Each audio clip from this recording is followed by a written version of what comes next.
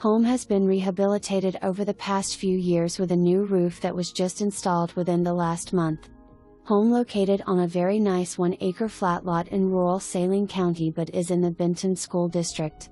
Home has 3 bedrooms and 1.5 baths with a ton of potential for the next homeowner.